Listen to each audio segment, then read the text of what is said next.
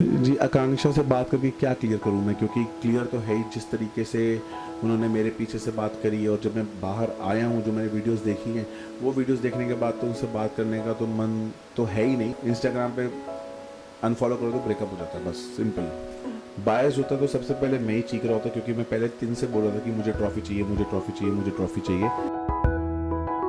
So big boss खत्म हो चुका है, लेकिन जो आपका सफर है घर के अंदर वो अभी भी कंटिन्यू चल ही रहा है। क्या कहना चाहेंगे इस बारे में? जी, मुझे तो एकदम out of the world feel हो रहा है कि बिग बॉस अब ख़त्म हो चुका है। और बिग बॉस के घर ने मुझसे इतना प्यार कर लिया और बिग बॉस वालों ने इतना प्यार कर लिया कि मुझे वो जाने नहीं दे रहे हैं। और उन्होंने उसी घर को मेरा एक नया घर बना दिया, जिसका नाम है मुझसे शादी करोगे, जहाँ पे लड़कियाँ आएंगी और लड़के आएंगे। लड़के शहनाज को इम्प्रेस करेंगे और लड़कियाँ मुझको इम्प्रेस करेंगी। और हम दोनों अपने लिए एक सुटेबल कंपेनियन ढूंढ रहे हैं। और होप करते हैं कि अच्छे से अच्छे मिले हमको और हम खुश रहें आगे लाइफ में।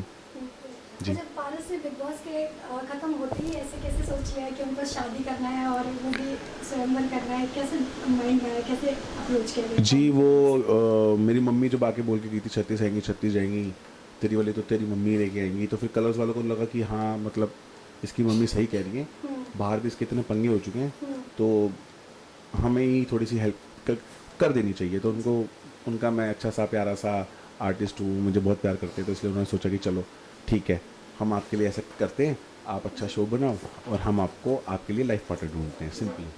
भाई मायरा तो कुछ और बोल रही है, वो बोली 36 जाएंगी 36 आएंगी, लेकिन पारस के लिए तो मायरा ही लेकर आएंगी। क्या कहना चाहेंगे इस बारे में? ये तो एक और नया सुनने को मिला, हाँ, कि छत्तीस आएंगी छत्तीस जाएंगी, मेरी वाली तो माहिरा लेगी। तो ठीक है, छत्तीस आएंगी छत्तीस जाएंगी, माहिरा और मम्मी दोनों ही लेके आएंगी।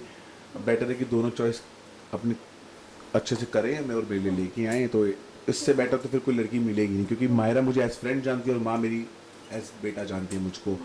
तो डेफिनेटली जब ये दो कॉम्बिनेशन मिलेंगे तो उनको मेरी चॉइस पता होगी कि मुझे क्या चाहिए। जितने भी घर में कंटेस्टेंट अभी आए हैं आपसे शादी करने के लिए, तो उसमें सबसे ज़्यादा अच्छा कौन लगा है और क्या क्वालिटीज़ आप देखते हैं अपनी दुल्हन के लिए? देखिए, अभी तक तो सारी अच्छी हैं और सारी ट्राई कर रही हैं, और मैं भी ट्राई कर रहा हूँ कि मैं उनको जानूँ। एक दो दिन में हम लड़कियों को बिल्कुल नहीं समझते। एक लड़की को जानने के लिए आपको कम से कम 7 जन्म चाहिए, यहाँ पे तो 5 है। तो पता नहीं कितना टाइम लगेगा इनको समझने में या फिर वो कुछ भी करने में। बट हाँ, डेफिनेटली अगर किसी के साथ बॉन्डिंग अच्छी होती है, देन वाई नॉट, कर सकते हैं फिर। जी। वही अगर आकांक्षा की बात की जाए तो क्या आपने क्लियर किया सब कुछ? क्या बताना चाहेंगे इसके बारे जी, में? आकांक्षा से बात करके क्या क्लियर करूँ मैं, क्योंकि क्लियर तो है ही जिस तरीके से उन्होंने मेरे पीछे से बात करी है। और जब मैं बाहर आया हूँ, जो मैंने वीडियोस देखी हैं, वो वीडियोस देखने के बाद तो उनसे बात करने का तो मन तो है ही नहीं, डेफिनेटली। क्योंकि जो उन्होंने बातें की उससे साफ जाहिर होता है कि अब क्या होगा। और सबको पता है ये वो हो चुका है। इंस्टाग्राम पे अनफॉलो करो तो ब्रेकअप हो जाता है, बस सिंपल। अच्छा पारस, साथ ही ये भी जानना चाहूँगी कि कहीं ना कहीं घर के अंदर जैसे कि शहनाज के भाई भी आए हैं उनको सपोर्ट करने, लेकिन आपकी फैमिली से कोई नहीं आया है, तो ऐसे ये कॉन्सेप्ट क्यों रखा गया? मुझे लगता है कि जी। पार्टनर चूज मैं करूँगा तो खुद ही करूँगा। हम्म, मुझे किसी की फैमिली मेम्बर की ज़रूरत नहीं, क्योंकि पार्टनर मैंने चूज़ करना है अपनी सोच से। वहाँ पे अगर शहनाज है, अगर वो अपनी सोच से नहीं करती है, भाई की सोच से कर रही है, तो वो उन उनकी आपस की समझदारी है। वो उनको लगता है कि साथ में कोई होना चाहिए, तो इसलिए वो शायद होगा। मुझे ज़रूरत नहीं लगी, तो इसलिए मेरा कोई नहीं है। कहीं ना कहीं ऐसा भी देखने से लग रहा है कि आप इतना इंटरेस्ट नहीं ले रहे हैं शो के अंदर, ऐसा क्यों? ऐसा बिल्कुल भी नहीं है कि मैं इंटरेस्ट नहीं ले रहा हूँ। इट्स जस्ट दैट कि मैं बहुत ही ज़्यादा थोड़ा सा बिग बॉस के बाद कहते हैं कि थके हुए हैं, वी नीड रेस्ट। तो अभी तक रेस्ट हुआ ही नहीं है। तो एक दो दिन के अंदर मुझे लगता है कि वो एनर्जी, वो चीज़ वापस ज़रूर आ जाएगी, क्योंकि इट्स जस्ट कि बिग बॉस करके हम थोड़ा थके हुए हैं और रेस्ट नहीं मिला प्रॉपर। इट्स जस्ट दैट, वरना ऐसा मैं कोई चीज़ ज़बरदस्ती वैसे भी नहीं करता। यहाँ पे तो लड़कियाँ हैं, लड़कियों को सबसे पहले फील आ जाती है कि कौन सा लड़का फेक कर रहा है, क्या कर रहा है। तो मैं ऐसा बिल्कुल नहीं है कि मेरा मूड नहीं है, बहुत मूड है मेरा।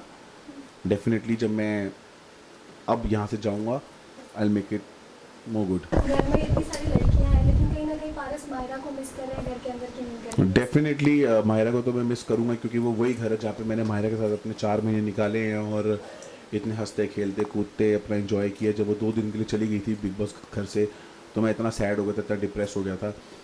तो अभी थोड़ा मुश्किल है उस घर में रहना, पर अच्छा है, बाकी 5 लड़कियों को भी टाइम मिलेगा मेरे साथ बैठने का, क्योंकि अगर माहिर होती तो शायद उनको टाइम ही ना मिलता। तो हाँ, मिस तो मैं करता हूँ डेफिनेटली। अच्छा, अब बिग बॉस की अगर बात की जाए तो आपकी दोस्ती सिद्धार्थ के साथ भी बहुत ज़्यादा थी और आसिम के साथ वैसे तो फाइट ही होती रहती थी। लेकिन अगर कहीं ना कहीं लोगों का ये भी मानना है कि कहीं ना कहीं शो बायस था और इसीलिए सिद्धार्थ शुक्ला शो जीत गया। इस पर आपका क्या ठीक है? जी, मुझे ऐसा लगता नहीं है कि शो बिल्कुल भी बायस था। बायस होता तो सबसे पहले मैं ही चीख रहा होता, क्योंकि मैं पहले दिन से बोल रहा था कि मुझे ट्रॉफी चाहिए, मुझे ट्रॉफी चाहिए, मुझे ट्रॉफी चाहिए। तो अब सिद्धार्थ शुक्ला लेके गया क्योंकि उसको जनता ने उतना हकदार समझा है और उसको उतने वोटिंग दी है, इस वजह से उसको चूज़ किया गया है। और वायाकॉम 18 बहुत बड़ा चैनल है, ऐसे चीप हरकतें करता नहीं है, मुझे नहीं लगता कि वो कुछ ऐसा करेंगे डेफिनेटली। साथ ही पारस आपसे ये भी जानना चाहूँगी कि आप पहले से आप बोल रहे थे कि आप ट्रॉफी लेके जाएंगे, लेकिन आपको कब ऐसा लगा कि आपको पैसे लेके ही निकलना चाहिए, आप ट्रॉफी नहीं लेके जाना चाहें? कब आपको ऐसा फील हुआ? जी देखो, एंड तक मेरी यही सोच थी कि मैं जीत रहा हूँ, मैं जीत रहा हूँ, मैं जीत रहा हूँ, जब तक सलमान सर ने पूछा नहीं कि कौन बैग लेके निकलेगा। तो एक इंस्टिंक्ट होता है ना बंदे का, तो वो मेरे दिमाग में है और मुझे लगा कि अगर ट्रॉफी हाथ नहीं आई, ट्रॉफी के लिए मुझे टॉप 2 तक जाना पड़ेगा। टॉप 2 में जाके अगर मैं हार गया तो वो ज़्यादा लूज़र वाली फीलिंग आएगी। तो बेटर है कि कुछ लेके ही निकलो, समझदारों वाला काम करो, लालच बुरी बुलाए, पैसे लो और निकलो, क्योंकि यहाँ पे लालच ट्रॉफी का था, पैसों का नहीं, पर पैसे थोड़े से लिए और निकल लिए। साथ ही ये भी जानना चाहूँगी कि वीडियो में आप लाइव आए थे, उसके बाद आपने आसिम के लिए बोला था कि आसिम नल्ला नहीं है, तो ऐसा क्या हुआ? कहाँ पे? जब आप लाइव आए थे तो आपने बोला था आसिम नल्ला नहीं है। हाँ। तो आपको ऐसा कब लगा कि कब आपने सोचा कि नहीं, अब ये नल्ला नहीं रहा है? कैसे? देखिए, वो तो हम जब शो में होते हैं तो एक दूसरे को गाली गलौज करते ही हैं। मैंने उसको नल्ला बोला, उसने मुझे नल्ला बोला, झल्ला बोला, क्या क्या क्या क्या नहीं बोला, सब कुछ बोला। आसिम ने भी बोला, मैंने भी उसको बहुत कुछ बोला। अब शो के बाद वो चीज़ें ख़त्म हो जाती है, तो इसलिए जब मैं लाइव था तो जो लोग बोलते रहे कि पारस भाई अब उसको नल्ला बोलते, तो मैंने बोला ऐसे कुछ नहीं है, नल्ला नहीं है वो, क्योंकि शो है। शो में ऐसी लड़ाइयाँ हो जाती हैं जहाँ पे हम एक दूसरे को ऐसी बातें बोल देते हैं, पर उस चीज़ को हम नहीं बोल सकते। वैसे नल्ले का मतलब होता है वैसे रियलिटी में फेक, उसका मतलब होता है फेक। तो हाँ, कहीं ना कहीं वो फेकिज्म तो करता ही था, क्योंकि उसको झगड़ना नहीं होता था, पर फिर भी वो झगड़ता था जस्ट फॉर द शो। मुझे ऐसा लगता है, बाकी को भी ऐसा लगता है, तो इसलिए बोला था।